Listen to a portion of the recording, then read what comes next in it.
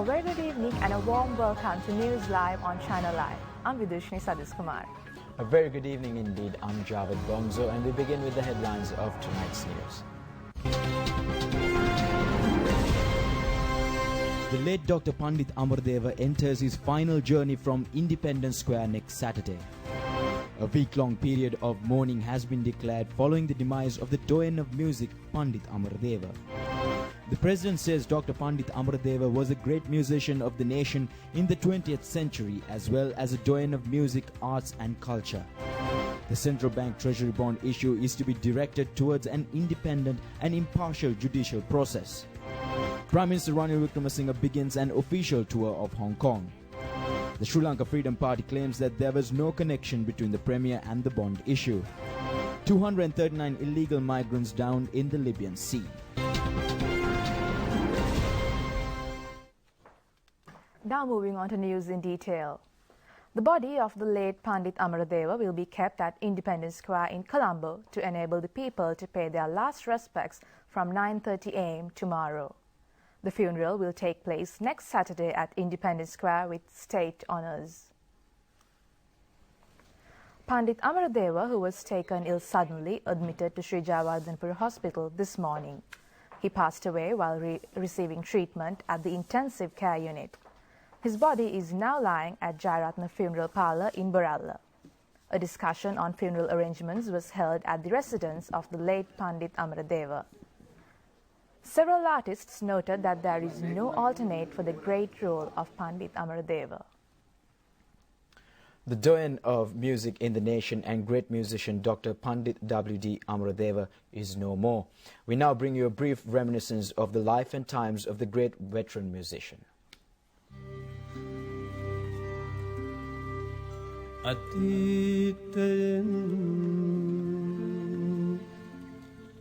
Ganga Kala Vasi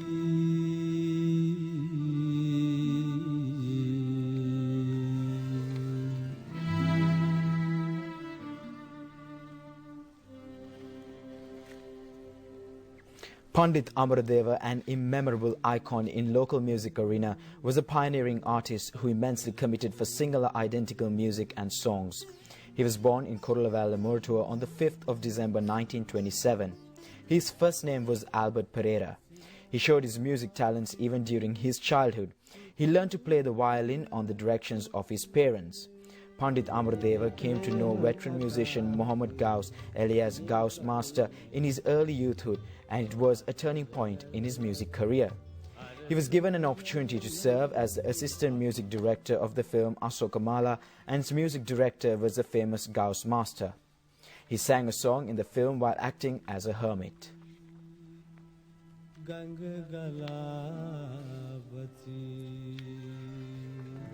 He left for India to further his education in music on the directions of scholars like Professor Edrivira Sarachandra and D.B. Dhanapala. Professor Sarachandra was instrumental in changing his name Albert Pereira to Amardeva.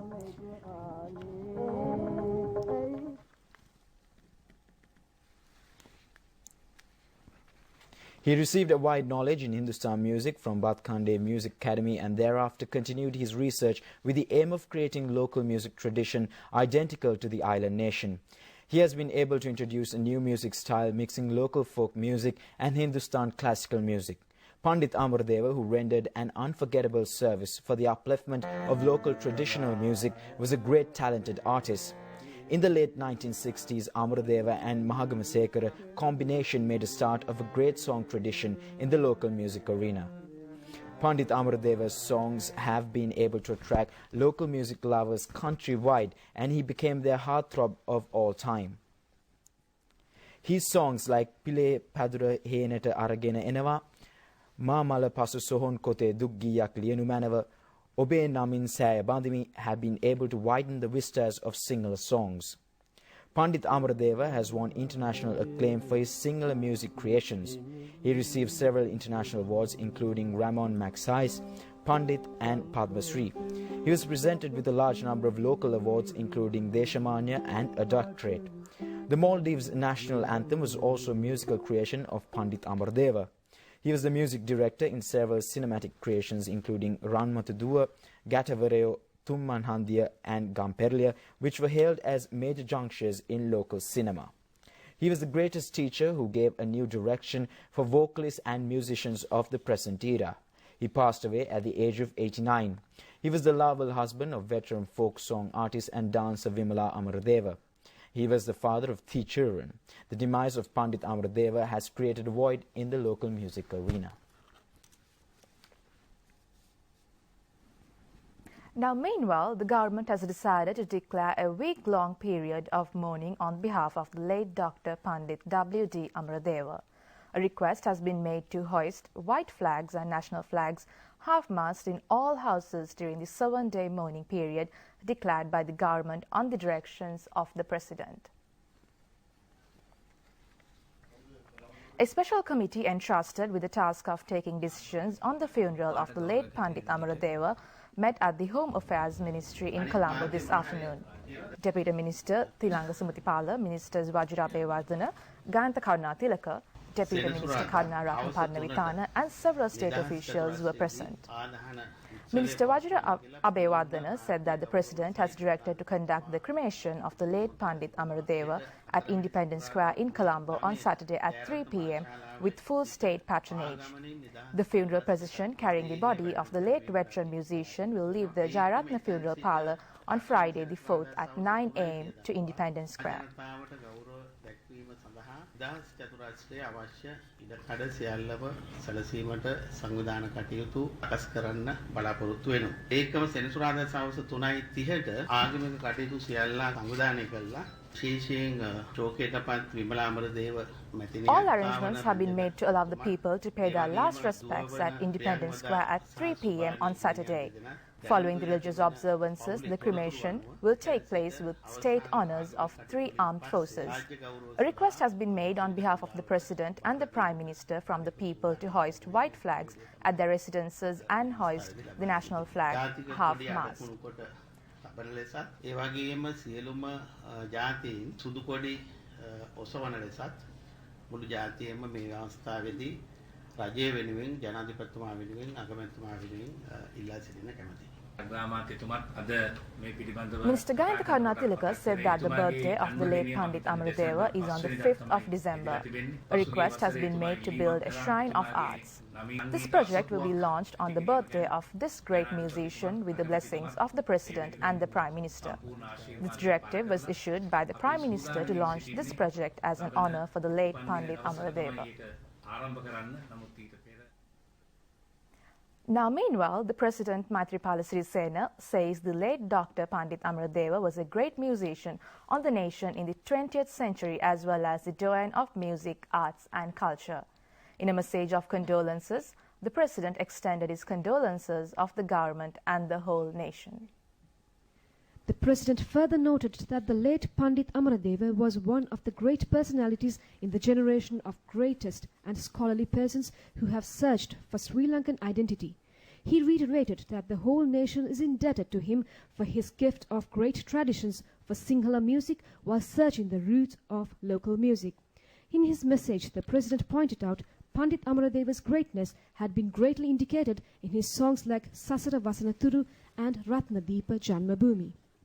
Issuing a message of condolence, Prime Minister Ranil Wickremesinghe said that the whole nation salutes the late Dr. Pandit Amaradeva.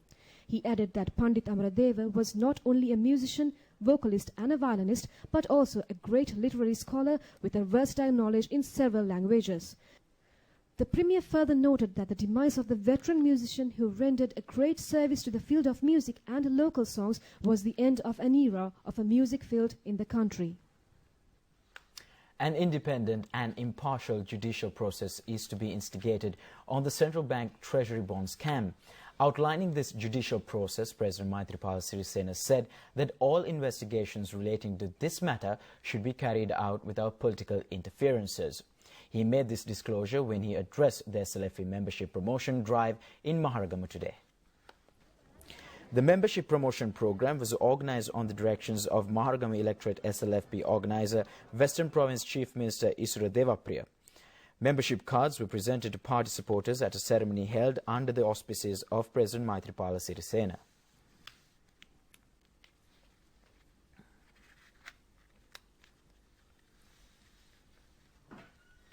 The president told the hundreds of SLFP members attending the ceremony that the government has to face several problems when continuing its functions.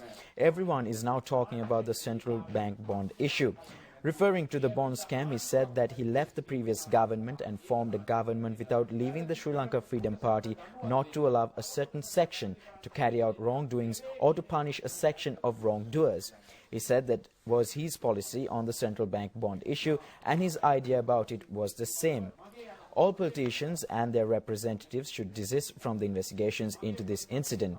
An impartial and independent decision should be taken by the judicial.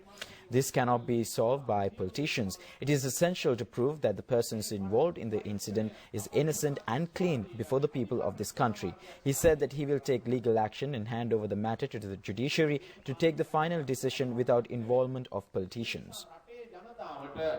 අපි පිරිසිදුයි කියලා පැහැදිලිව පෙන්වන්න ඔප්පු කරන්න මම ප්‍රධාන වශයෙන්ම නීති උපදෙස් අරගෙන මේ අපක්ෂපාතීව පරීක්ෂණයක් කළා තීන්දුවක් දෙන්න අධිකරණය සඳහා සම්පූර්ණ යොමු කරනවා කියන එක ඉතා පැහැදිලිව ප්‍රකාශ කරනවා. He further reiterated that foreign judges will not be allowed to sit in local court cases. He added that former President Mahinda Rajapaksa has decided to hold an election 2 years ago, and he was given him in writing that there was no proper background to win the election. He said that he has handed over this document to the former president. At that time, he was not aware as to whether he is going to be selected as a common presidential candidate after a few months. He said that he has taken up this challenge with the aim of ending the wrong journey of the country and to enter into a new journey. His intention was to protect the country from proposals presented by the UN Human Rights Commission, safeguard war heroes from war tribunal, prevent the entry of foreign judges into the island, and to solve the existing problem internally. All these issues have been tackled to a great extent. All citizens should be happy about it. No one is talking about war tribunal. We have closed it and removed it. He said that he told the international community that he dislikes the entry of foreign leaders into the country to settle internal matters.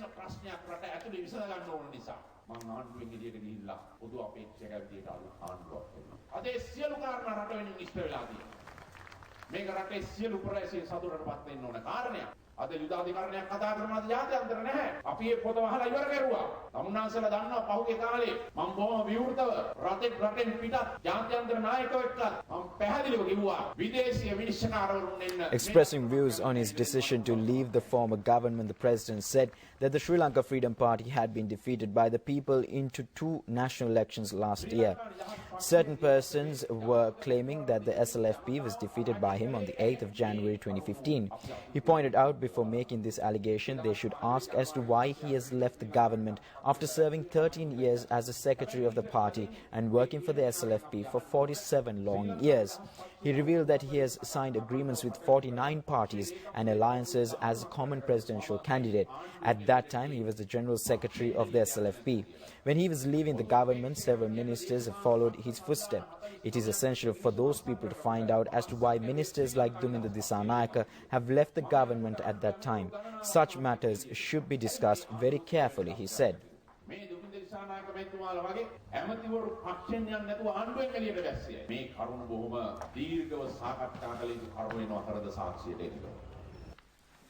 He also reminded of challenges and issues faced by Sri Lanka Freedom Party as a main political party of Sri Lanka.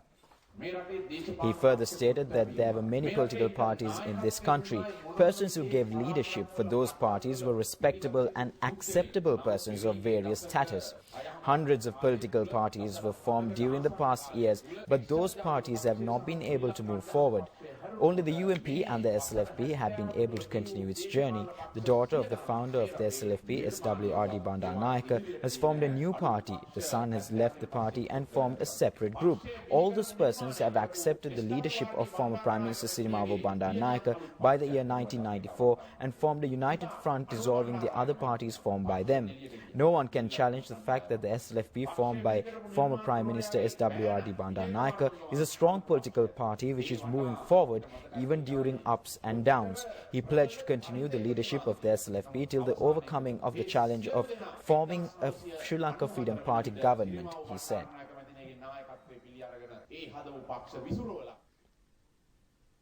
Prime Minister Ranil Wickremesinghe left the island to participate in the 15th Asia-Pacific Conference of German Business in Hong Kong. He arrived in Hong Kong this afternoon. Conference, which began today, will continue till the 5th of this month. The Sri Lankan Prime Minister and his delegation were warmly welcomed by Sri Lankan Ambassador in China, Dr. Karunasena Koditwaku, and the management of Grand Hyatt Hotel. The 15th Asia-Pacific Conference of German Business is being held at Hong Kong International Seminar and Convention Hall. Prime Minister Ranil Wickremesinghe will address the conference tomorrow on challenges and the future vision of Asia-Pacific region.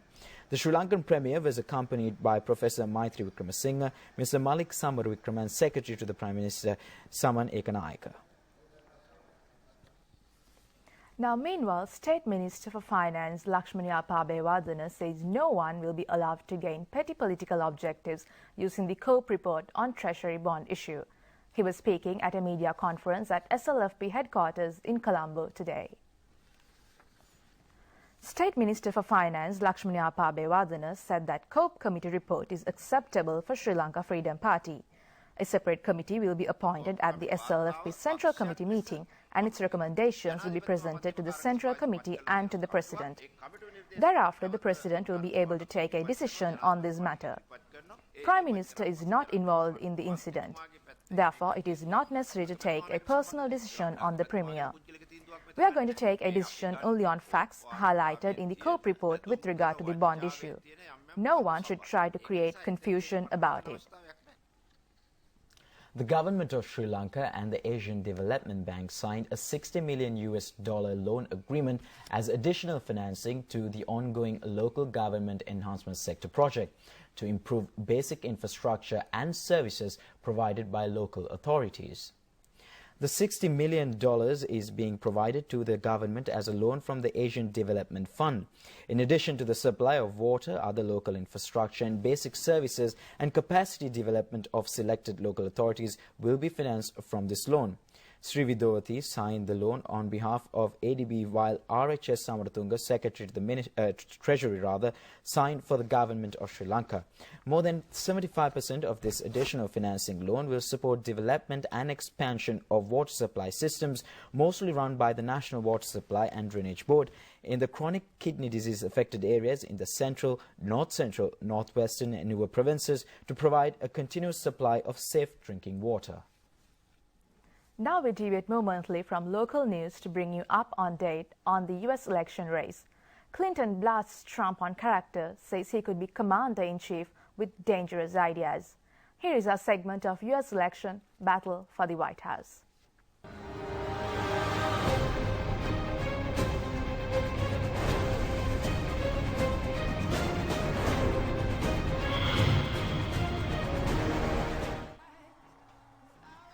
Democratic presidential nominee Hillary Clinton was campaigning in Arizona, giving a speech about how a Clinton presidency would differ from a Trump presidency.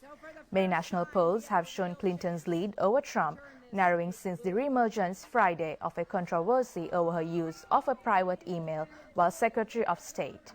Imagine having a president who demeans women, mocks the disabled, insults Latinos, African Americans, Muslims, POWs, who pits people against each other instead of pulling us together. Someone with a very thin skin, who lashes out at anyone who challenges him, who praises adversaries like Vladimir Putin and picks fights with our allies and even insults the Pope.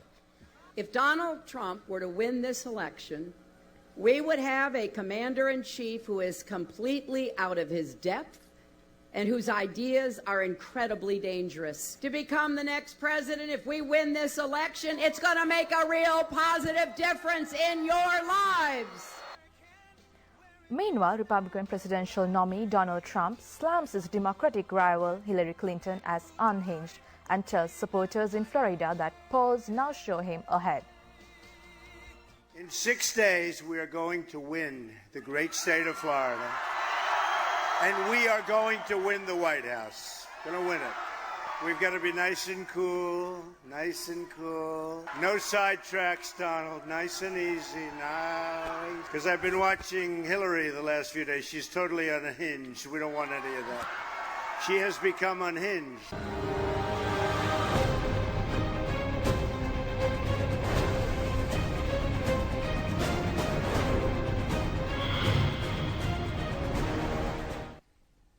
We now take a look at Asia in a minute.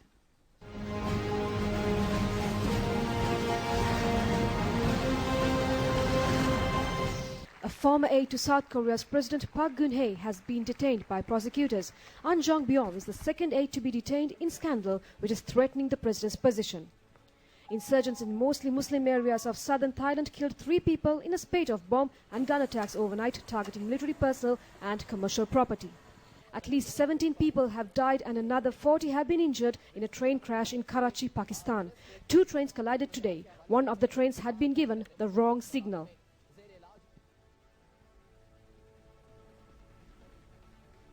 Two men have been arrested in Sydney on suspicion of breaking Australian laws on involvement in foreign conflicts. Counter-terrorism police under investigation.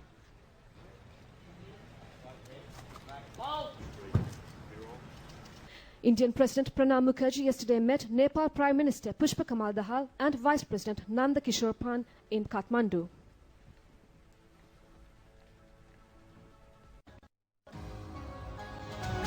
Welcome back.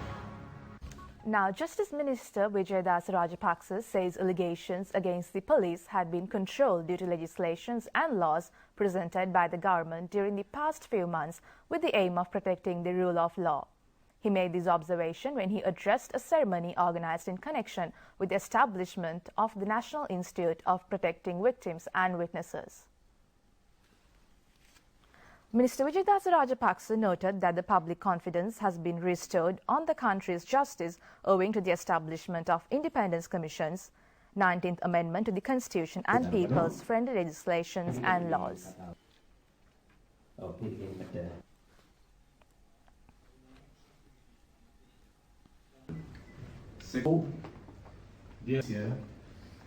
To carry forward our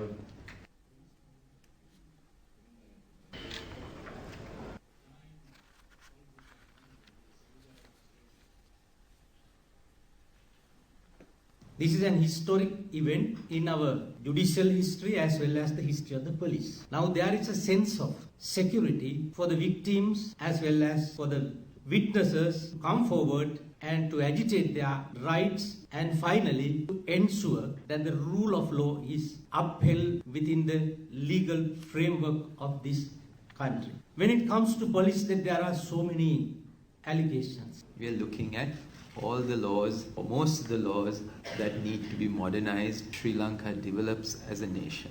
When we talk about modernizing our laws, those who want to cause trouble politically misinterpret it or give it the wrong interpretation. We are playing to the tune of the international community. This is not what we are doing. What we are doing is what is right for the people of our country. As we develop as a nation, as our economy develops, as our infrastructure develops, and as we develop as a society, whilst protecting our culture, we have to also modernize the rights of the people. The basic right that our people have, whether they come from the north, the east, the south, or the west, it doesn't matter where they come from. So that's what we are doing. And it is good for them, and that is why we are doing it.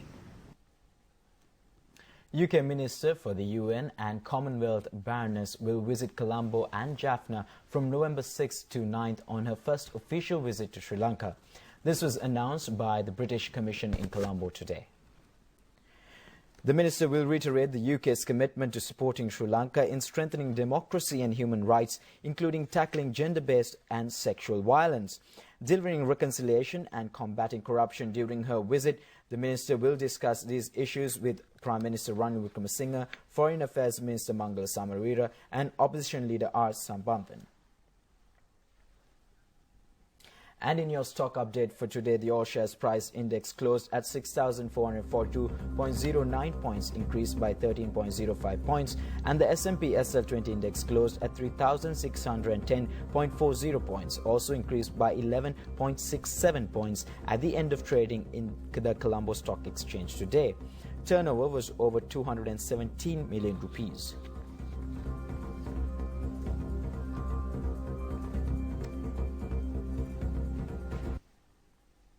And that's it for local news. Foreign news is coming up next.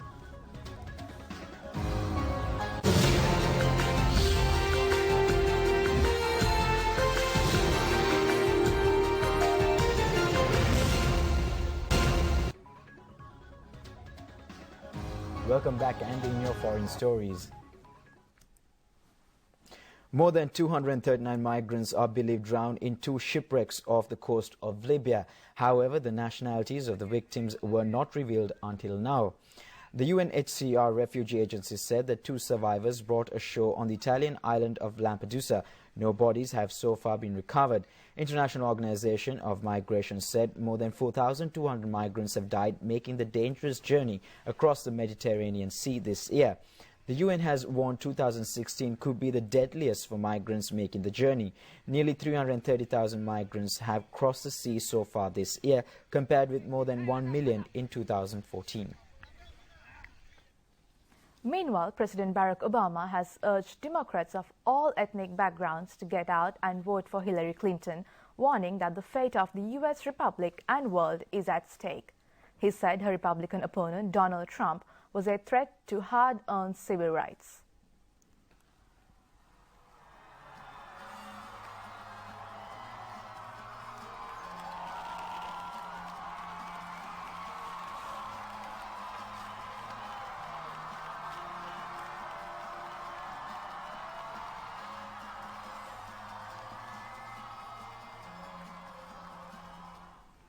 The guy they nominated, who many of the Republicans he was running against said was a con artist and a know-nothing and wasn't qualified to hold this office. This guy is temperamentally unfit to be commander-in-chief, and he is not equipped to be president. And this should not be a controversial claim. It really shouldn't. I mean, it's strange how over time what is crazy gets normalized. And we just kind of assume, well, you know what? He said 100 crazy things, so the 101st thing we just don't even notice. If you disrespect women before you are elected president, you will disrespect women when you're in office. If you accept the support of Klan sympathizers, the Klan, and hesitate when asked about that support, then you'll tolerate that support when you're in office. If you disrespect the Constitution before you're elected president, and you threaten to shut down the press when it writes stories about you don't like, or you threaten to throw your opponent in jail without any due process, or you discriminate against people of different faiths, then imagine what you'll do when you actually have the power to violate the Constitution along those lines. And you know what? She's not flashy. She's not going around spending all her time giving big stem whiners. And so, as a consequence, sometimes she's underappreciated here at home. But she made me a better president. And she's an outstanding public servant. And she knows her stuff. And she understands the challenges we face. And she is tough. And when things don't go her way, she doesn't whine. And she doesn't complain. She doesn't blame others, suggesting everything's rigged. God bless the United States of America.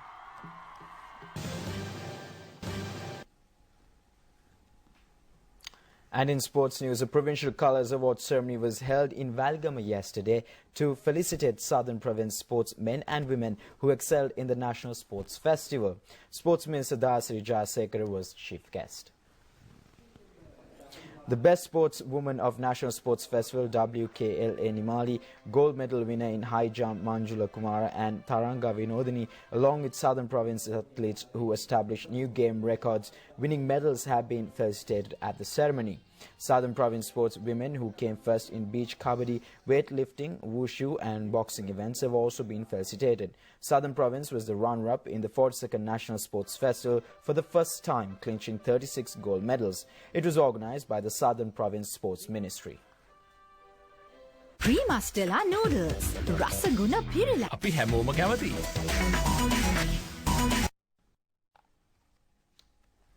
Meanwhile, the Met Department says that the low-level atmospheric disturbance in the Bay of Bengal has intensified into a depression.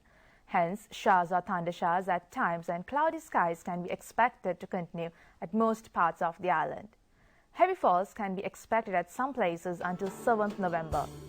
Misty conditions can be expected at some places in western, Sabaragamuwa, central and southern provinces during the morning.